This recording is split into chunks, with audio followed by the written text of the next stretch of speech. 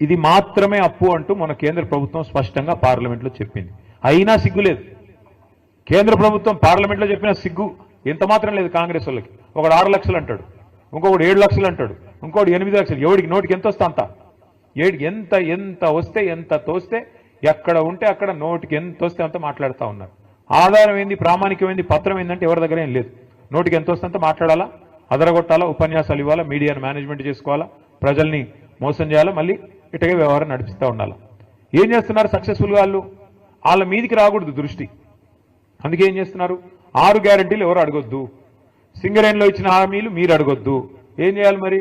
ఏదో diversion game ఆడాలి. ఓ రోజు కాళేశ్వరంలో కేసీఆర్ అరెస్ట్, సిబిఐ అని కొన్ని రోజులు టైంపాస్. ఫార్ములా ఈలో కేటీఆర్ అరెస్ట్, వేసుకోపోతున్నారు, ఇప్పుడు వేసుకోపోతున్నారు, ఇంకో గంటలు వేసుకోపోతారు. ఇక తర్వాత రెగ్యులేటరీ విద్యుత్ దానిలో జగదీష్ రెడ్డి అరెస్ట్. ఈ టైపులో రోజొక్క సొల్లు పురాణం తప్ప 22 నెలల్లో 21 నెలల్లో ఒక్క పని ప్రజలకు పనికొచ్చేది జరిగిందా ఎవరికన్నా? ఒక్క ఫ్రీ బస్సు, ఏమనంటే ఫ్రీ బస్సు, అది ఎంత గొప్పగా ఉందో నాకంటే బాగా మీకే తెలుసు. ఎన్నడూ చూడని దృశ్యాలు చూస్తున్నాం ఆ ఫ్రీ బస్సుల్లో. ఏందది అసలు? ఆ దృశ్యాలు ఏంది, కొట్టుకోవడం ఏంది? ఎన్నడూ ఇంకా మనం అది విమానాల్లో కూడా ఉండవు. అట్లాంటి ఫ్రీ విమానం పెడితే కూడా అట్లాంటివి ఉండాలి, ఆ టైప్లో కొట్టుకుంటున్నారు. అంటే ఇలాంటి తప్ప ఒక్కటంటే ఒక్కటి నిజంగా రాష్ట్రానికి దీర్ఘకాలికంగా మధ్యకాలికంగా పనికొచ్చే ఒక్క పని కూడా 21-22 నెలల్లో జరగలేదు. ఇంకా భవిష్యత్తులో జరుగుతుందనే విశ్వాసం అయితే నాకైతే లేదు.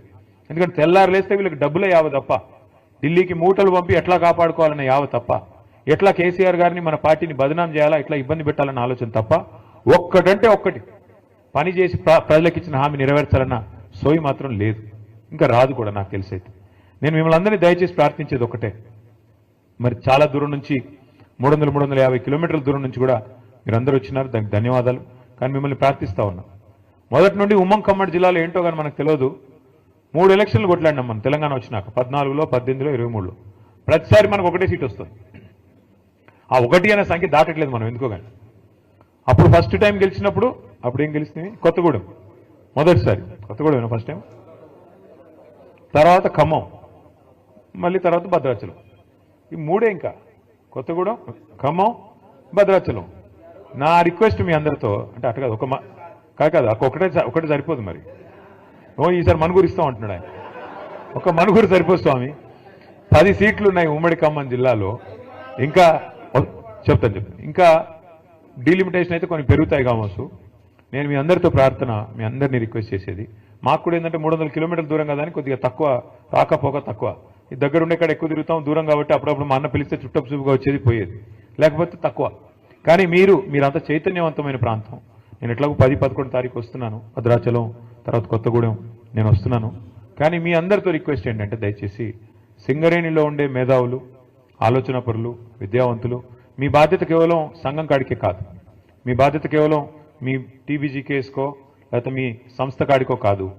మీ బాధ్యత దయచేసి మీరు భుజాన వేసుకొని పార్టీని రేపటి రోజున ఇల్లందు కావచ్చు, పెనపాక కావచ్చు, కొత్తగూడెం కావచ్చు, ఎక్కడెక్కడైతే మీకు బలగం బంధుత్వాలు లేదా ఫ్రెండ్స్ ఉంటారో అన్ని చోట్ల కూడా దయచేసి మోటివేట్ చేయాల్సిన బాధ్యత, వీళ్ళు చేసిన మోసాన్ని చెప్పాల్సిన బాధ్యత, ముఖ్యంగా బీజేపీ రూపంలో కూడా మనకు వస్తున్న ముప్పు గురించి కూడా చెప్పాల్సిన బాధ్యత కూడా మన మీదనే ఉన్నది.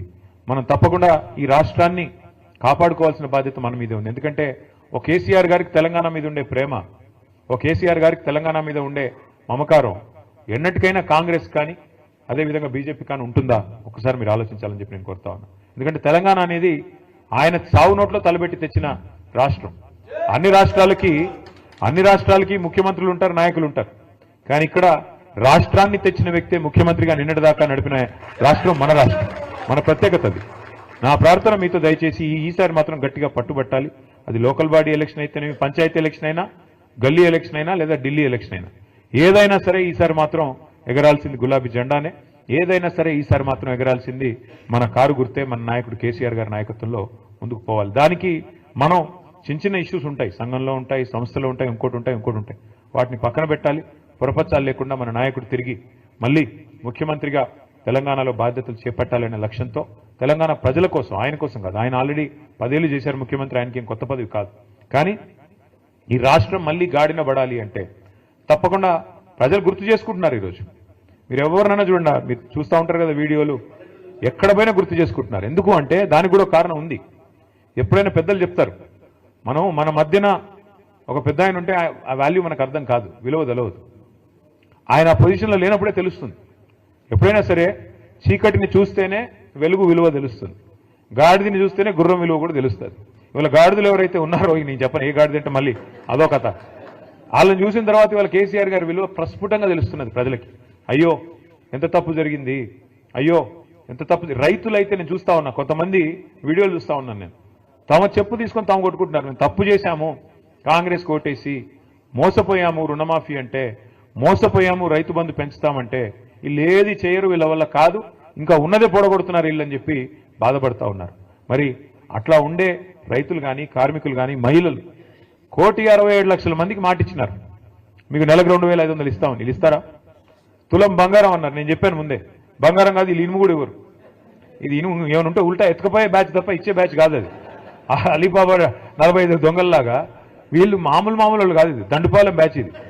ఆ బ్యాచ్ వీళ్ళు బంగారం ఇచ్చే బ్యాచ్ అసలే కాదు.